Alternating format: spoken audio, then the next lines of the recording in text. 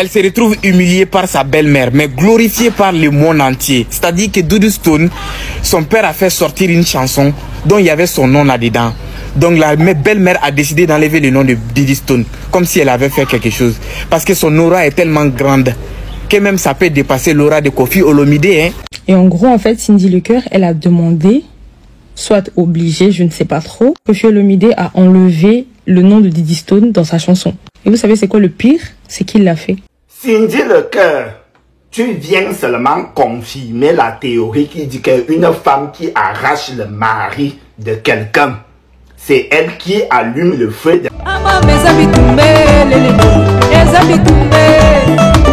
la musique. Arrêtez. Katazoba. Didi Stone en couverture de magazine Forbes, le pari de la jeunesse. Mesdames et messieurs, nous y sommes, nous y voilà. Bollywood TV, votre chaîne préférée, et la chronique Antelo Katazoba, votre chronique. Tozungi, nouveau numéro, mesdames, messieurs, toujours avec la vôtre, la gourou du temple. On est là, toujours présente, toujours au poste, toujours et encore. Restons donc ensemble, il n'y aura pas de soucis.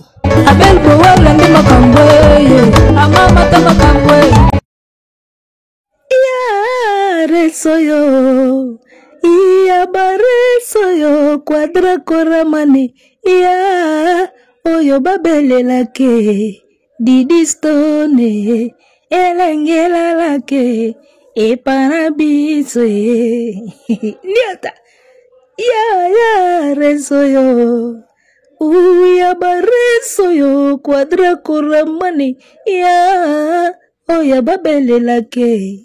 Gambela Didi Stone.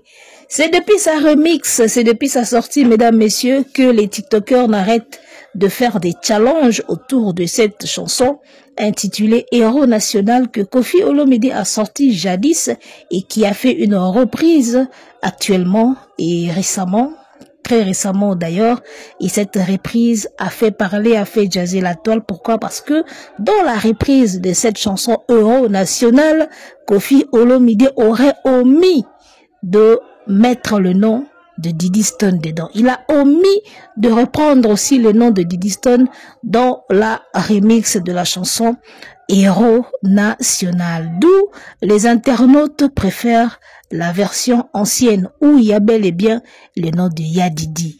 Didi Stone. Ah, mukili makambo. Alors, tozo mona ndenge ezo kende, ndenge ezo zonga, ba feti nyose komika Didi Stone, Gambela, elekela ke, na 8h. C'est déjà une chanson qui cartonne bien à ba fête. Même na ba boîte de nuit, na sina kota na boîte babandango ka kotia, allez ba mouchoir. Ozomona, ils a parmi tant boîte et comme na ba 5h wana ambiance ko moya. Banzembo ba tchaka wana. Isa yango isa loa. Alors reprise nango epesi lisusu makambo. Pourquoi? Parce que le nom de Didi a été omis et batu bazozongi sa version wana ya kalao kombo Didi Stone isa na kati. Alors c'est tellement répandu, nouvelle étambolique Afrique Mobimba en parle. Toute l'Afrique en parle actuellement, mesdames et messieurs. Et à l'heure actuelle, avec la magie de l'internet, International Network, Internet, International Network, réseau international, Internet abrégé. Avec la magie d'International Network, le monde est devenu un petit village. Mukile koma nango muki. D'accord? Et le Congo na 12h pile, na 12h01, Ivoirien déjà comprendre, Camerounais à Yambi, Sénégalais à Zongisi, et ainsi de suite. Alors, Tala Leloyo, affaire Didi Stone, toute l'Afrique en parle, mesdames, messieurs. Ndenge baote koloba makambo ya saki dernièrement awa. Balobay makambo ya saki aujourd'hui c'est Didi Stone. Pourquoi? Par rapport à la reprise Yanzembo à Koffi Olomide. Alors, nga isalinga bien parce que tant que tu yebisaka batu ke Congo eza na bana ebele oba mema drapeau nango libanda mboka. Charge wana ezalaka ya mutu moko te. Toyebisa bango ngo depuis kala. Congo eza na bana ebele basalaka fierté nango libanda ya mboka na sport baza na culture baza na ba domaine ebele bazali na boxe baza na football baza na musique baza na comédie na humour na théâtre baza ezalaka charge ya motu moko te botika kobimisela biso kaka motu moko liboso ke ye kaka nde ozomona. C'est vrai que le plus populaire bazanga kati, mais ça n'a jamais charge ya mutu moko kake ye ka nde libanda baebi ka ye. Nde tonton moko loba ke libanda baeba ka ye. Oso babika Congo bamona ka Congo ka ya ye. À l'époque on disait le pays de Papa Wemba. Congo wapi ya Papa Wemba. Après Congo ya Koffi Olomide, après Congo ya Inosbi, après Congo ya Ferregola. Et aujourd'hui, nga ezo sala nga fier to ko loba pe le Congo de Didi Stone. Parce que niveau africain, bazuli Kamboyo. Hey, moi je ne pense pas que c'est aucun pays moro d'Afrique. Je viens du Congo. Batuni auquel Congo bi le pays de Didi Stone. Vous tenez Rihanna. Eh, Rihanna. Au quoi il est aux États-Unis, boy. Oh, you, where are you from? I'm from Congo. What is Congo? A Congo from a country of Didi Stone is country. D'accord? The Didi Stone is country. Eh, Akomi. Donc tout tika kola tisango mutu moko jo moko boyeke Congo ezalaka ya yeye muta représenter ngo bien te parce que Didi Stone lelo yo icône ya osakanati bato ba voyager à l'extérieur mais ça bango where you from Congo ouais a Fali oui et puis o ezali mamba kalave epoko Fali akina lokuta moko parce que biso bagola tozo banga siko wana toyeba ina onte to timba ina neti lelo te po lelo golo atimba epoko siko to akina bleu wana Fali azo kosa bagola siko bazo banga so alobi kabo biso bayebi biso te. En tout cas so na lobi ke tant to kenda libanda mboka ponga voyager à trop. J'ai fait combien de pays si je peux compter? J'ai fait beaucoup de pays quand na humour au monaka. Et je me souviens bimsa no ba visa na ngai ba pays d'Afrique tout na tanga na otanda ngo pena na émission a botala ngona. L'état to récupérer li passa banine. L'état to récupérer li passa. Tout ça capture des cas ba pays d'Afrique tout au tambola to chango a. Je ne suis pas en train de dire que c'est ok Namboka Libanda, tolobi que je viens du Congo de Fali Baoye Bati. Non, c'est vrai. Parce que tu es l'un des fils du pays. Oh, Piazo Sala Mosala Libanda Mboka. D'accord. Sauf tolobi que je viens du Congo de Fali, le pays de Fali. Ah, Fali Baoye Ba. Omoni. Mais, oza yo moko tesiko, papa. Ozala pe jamais yo moko. Ozala jamais yo moko, oza pe yo moko te, ozala ka pe yo moko peka apeti. Ozomona. Si vous lelo comme pe le Congo de Didi Stone. Likamaba, where are you from? I'm from Congo. What's Congo? What is Congo? Didi Stone is country. Ah, Didi Stone. Ah, you are the same country with Didi Stone. Wana siko bakote ba Rihanna. Komi siko bongo. Ozala yo moko te père. Yo peso batangi yo libanda ba reconnaître. Mais ozala siko nde yo moko te. Ozomona. Donc chaque artiste ou chaque fils du pays, du Congo, ou asalaka quelque chose à l'international, asala ango bien, ateka ape mboka. Nasina kamo na koma na Cameroun fi moko tu nanga Céline Banza. Elekilanga mabe. Ya landaka ya da fanatique na ya landaki. Alikala ba TV5 amona ye asepela na ye. Ebike na uti na Congo donc akotu na Céline Banza. Ozomona ba Inosbi pareil, Ferregola pe. Ozomona parce que si un Camerounais lelo azoloba que sur le plan vocal Ferregola même maestro Cameroun eza ba Congo te. Cameroun eza Matadi Mayote. Ozomona. Donc aujourd'hui, avec l'arrivée de l'Internet International Network, monde comment nango lokola petit village. Talaga likamba Didi Stone de balati yango yaya. Webi lobi na seki, on dirait bonani na comprendre ite lo nini bando seksanga.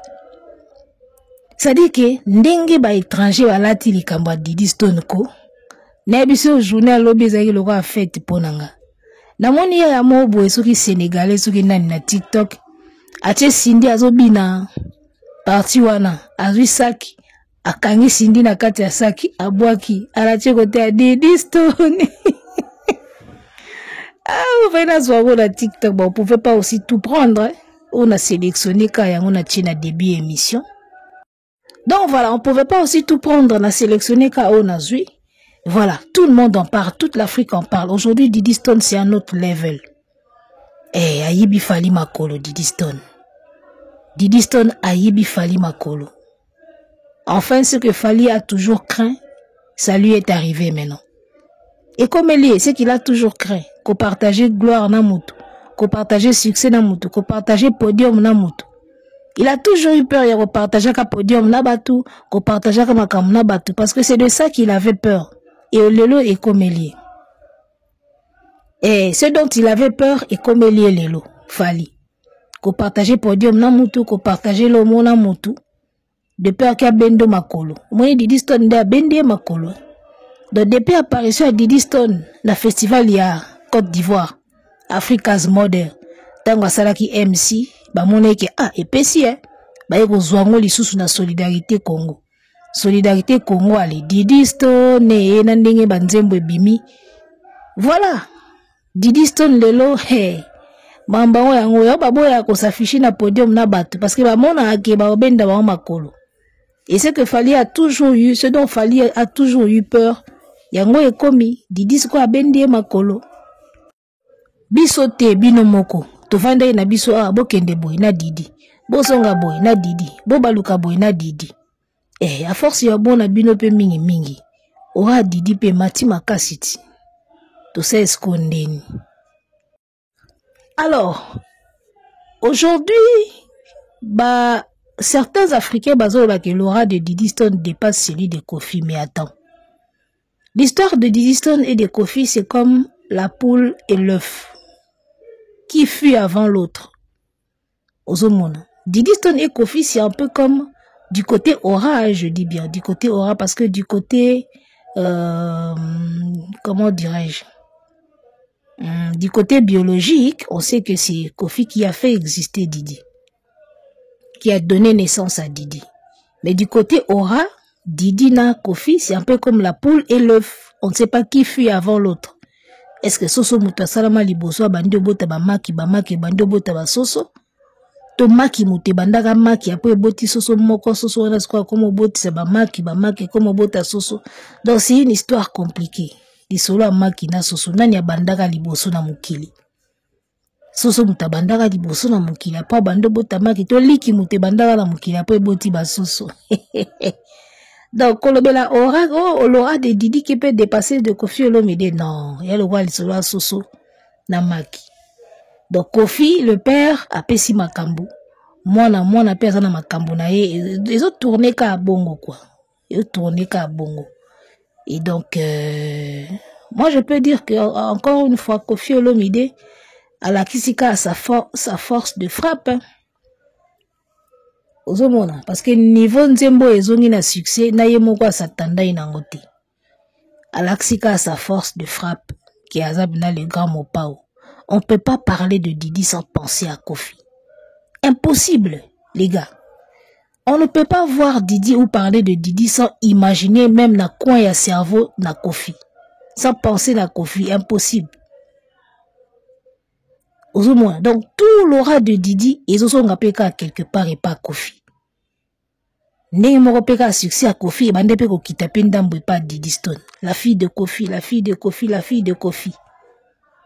Youssoufa aloba lo moko na nzembo na ye c'était très sage. Aloba asala punchline moko aloba avant pour m'appeler on disait le fils de Tabouley. Aujourd'hui, pour appeler Tabouley, on dit le père de Youssoufa. C'est la même chose avec Didi et Kofi. C'est la même chose avec Didi et Kofi. C'est Youssoufa qui l'a dit dans l'une de ses chansons. Avant, pour m'appeler, on disait le fils de Tabouley. Et aujourd'hui, pour appeler Tabouley, on dit le père de Youssoufa. Parce qu'avant, c'est le papa qui était connu. Ah, c'est qui? Ah, c'est le fils de Taboulé. Ah, le fils de Taboulé, le chanteur. Et après, Tabou Youssoufa, Bibi Sixi commis. Ah, c'est toi le père de Youssoufa. Ah, le père de Youssoufa. Oui, c'est lui le père de Youssoufa. Ah, c'est toi le père du rappeur. Et Kendarabon. Didi na Kofi, baza na même réalité. Il y a Sosuna, Makina, Neya Liboso, bana même réalité na. Le papa de Didi, la fille de Kofi, et aujourd'hui c'est le papa de Didi. Donc, avant, comme Youssoufa le disait, avant c'était la fille de Kofi Olomide, c'est la fille de Kofi, et aujourd'hui c'est le papa de Didi. Oui, le papa de Didi, mannequin, hein, le papa de Didi. Donc, succès à père, et Kitina Mwana, il y a Mwana Mati, et Zongili Peka à père. Donc, il y a dissocié wana, ils en ont tout. Alors, on m'a dit pourquoi tout le bakabiso artiste avant qu'on s'en aille kambu, faut qu'on réfléchir. Kanda peut-être, ya golongola kombo mwana na kati ya nzembo. Et ça li ba répercussion, oh, je pense pas que Kofi a s'attendait inango. Et que bien, et fouli Didi, et fouli nzembo, ils ont ici viennent à temps. Parce que d'une manière ou d'une autre, ba le belaka a Kofi.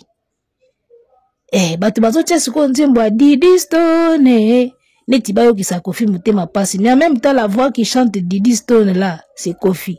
La chanson là même, c'est à Kofi. Le titre là même, c'est Kofi. D'abord, ça n'a bino musala punda. Natia version à Kala, le rôle à balongoli combo na eba yo kakanda. La version à Kala, c'est la voix de Kofi. C'est la chanson de Kofi. C'est dans l'album de Kofi.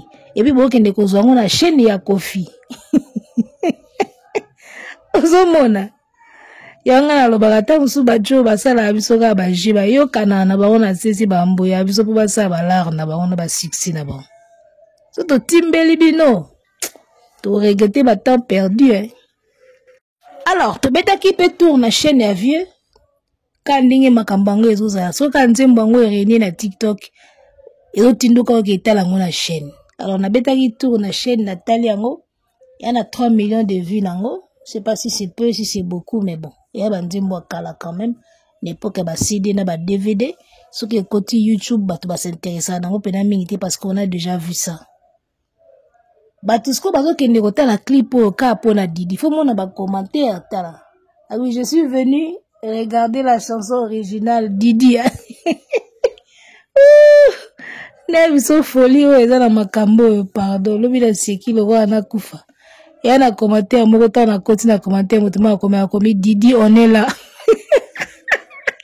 On a vu aussi Sénégalais, Camerounais, ou bien Ivoirien. Alors, il a Didi, on est là, dans le commentaire. Ouais. Oh my God. Soutien au Didi Stone, à Zika, pour les logos, va s'allier. En tout cas, ça, on a beau ça, on a intention, ma bé. Ah. Il raté, hein. Et ce bien pour ça qu'on était ça ma bé raté. Alors moi je me demande, ce que j'étais en train de dire, avant qu'on pose ma acte, faut qu'on réfléchisse à quand on a répercussion nango. Parce que moi je pense que nenge kendeli et que plus d'avantages il y a Didi, et so kendenet il y a des avantages il y a Vienabiso. Alors qu'il y a Zobeta hippodrome de Vincennes, qui est un grand espace, azan a besoin ya na habité son obé en charité to compenser ya batu. Aka na besoin ya batu. Alors, parce que tout le monde s'allie maintenant derrière Didi. Bah, moi, ce Didi est victime. Ah, victime, il y a belle-mère, moko jalouse. Ah, victime, il y a papa, moko méchant. Ou, azo conspiré. Na moi, si n'est sika. Azo négligé bana. Didi, c'est quoi, abîmé victime. Du coup, tout le monde s'aligne derrière Didi. Et quoi qu'on peut, ça va répercussion, ma bé, pour un événement, il y avait quadra. Ozomona makambango. Avant ya ko agir, il faut qu'on réfléchisse à ça. Au moins qu'ils en ont qu'à maquiller la wenze, et si la n'ont qu'à na TikTok. Mais ça, la tiango bazu ango à cœur. Ça peut influencer, hein. Au moins de te vendre dans ba Afrique boy. Ba famille belé, ba ne belé, ba te belé, ba kola na ba pota ya ba belle-mère. Mbanda ya maman, moi si ya papa, ba kamola ba na matoi, ba beta ba na ba fimbu, ba lalisa ba na banzala, misusu ba bimanda ko ba kuma ba shege, ba mbanda ya mama ba kendaka na sangwa mabe. Et ba te belé ba kola na eloko wana na mitema. Ozomona, mwasi ya papa, mbanda mama, ba ne belé ba kola na pota na mitema ya mbanda mama. anyokolanga, abetanga, ayebisa papa benga na biso, misu bakosela bana kindoki, ozomona place tozozonga. Parce que bazomona Didi victime wana, yeloko wana. Est-ce que vous imaginez un peu ce que ça peut avoir comme répercussion? Et l'image de Cindy, n'en parlons pas. Cindy ozobima pena la belle-mère, toyebi na ba histoire africaine, ndenge ezalaka. Ozomona, histoire ko batebele bakola nango.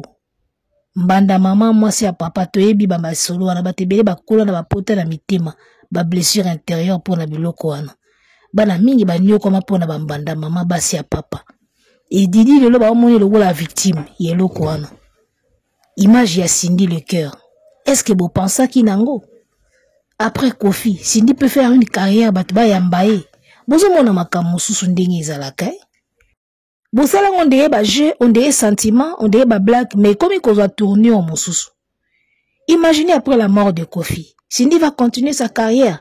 Abim salbom ba yambango, akende beta ba tournée africaine batubaya.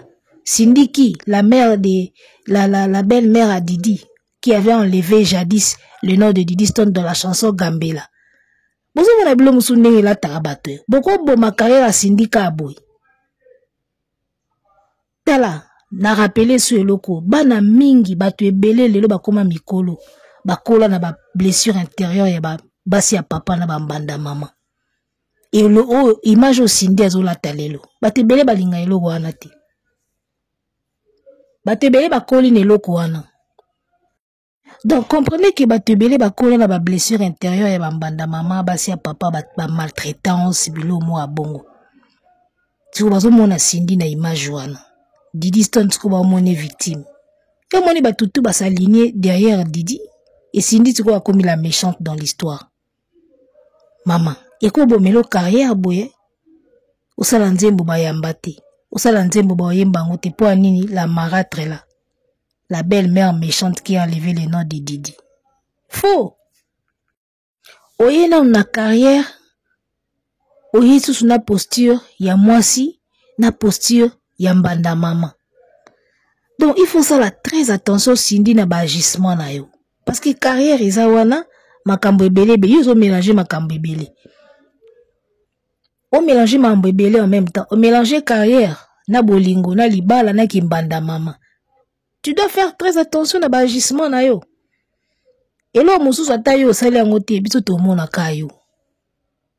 O mona makambo ndenge ezokende. Ça peut te bloquer. Ça peut te bloquer makambo. Batebele balinga na mo bambanda mama te. O mwasi ya papa, batebele bazana ba d'accord te na mambwana. Eze lo moko ekenda bongo na mokili déjà. Izola ta casquette wana. Tu penses vraiment que tu pourras t'en sortir? Oh lelo vie quoi dans sa soute yo sa carrière nabimisa single nabimisa album keba weko koma sujet ba boycott lokwa blague carrière ici la bongo carrière ici la na ba boycott ndingwana osomona osinga siko koma siko koyembela biso banzembo okoma siko koyembela biso banzembo ya ba thématique moko ya ndingwana ki ngai mwasi ya papa nazana nga mabete ngai mwasi ya papa soki botosi na bino ngai tokozala na biso bien elile ozomona ekoma siko koma na ba thématique moko ya bongo pour laver image na yo po niveau batu balingi Didi niveau batu ba soutenir Didi niveau batu ba komisi Didi Cindy ozobima mwana mabe ngana obangi la carrière na yo ça peut affecter ta carrière iloko wana ka yo mona ngwa muki. Donc Luka, comment laver cette image là? Comment laver ton nom? Soki na nzembo soki na vidéo moko ya pardon soki na nini yo moko Luka ka osala ilo moko laver image no. Po vidéo ya mwana wana na mona ki yo zobina abambi yo soki nini na kotiso na sac à la nzembo a Didi. Et ça déjà ba message. Il y a des communications. Est-ce que vous avez besoin de pub à un moment où il y a hippodrome? Je ne pense pas. Hein? Je ne pense pas que dans un moment où il y a hippodrome, vous avez besoin de pub à bongo qui va bambi Cindy et Loco, va changer moi Didi. C'est de l'humour, mais c'est un message. D'accord? C'est de la communication. Donc voilà, c'est tout ce que nous avions à communiquer concernant l'affaire Didi, Kofi, Gambela et couverture de magazine. Voilà, je pense que pona Didi, to pona Lelo, to suka na biso awa, toujours rappeler que Héros National, c'est le titre de la chanson. Cri nango Gambela. Je crois Apocalypse Mutabwakango, Apokadero, Apoka Mobuka. Et Apoka Mutabwakango, donc bravo à lui déjà. Cri Ezo Tekama. Cri Tekami na TikTok neti na film. Nzembo wana batutu Afrique mobimba. Et comme Gambela, misusu bazoyemba Bambela, ba Ivoirien bayebi eloko teka Bambela. Donc voilà, en tout cas, succès au Kofi Olomide azwi na minute oyo. Siko tunanga banzembu mususu ebimi anzele ekei. Nzimwaka. Tala. Naebisa yo. Marambo. Pardon. Amour illusoire, 2 millions de vues dans 3 jours, 3-4 jours. C'est à féliciter. Bagolo balaksi penaki, balaksi penaki bazali. D'accord. Voilà. Tosuki na biso awa. Balobi mobondo nde mobondo keba na mystique a fourmi. Le 7 juin. Tosuki na biso awa. Arrêtez la musique. Arrêtez quoi?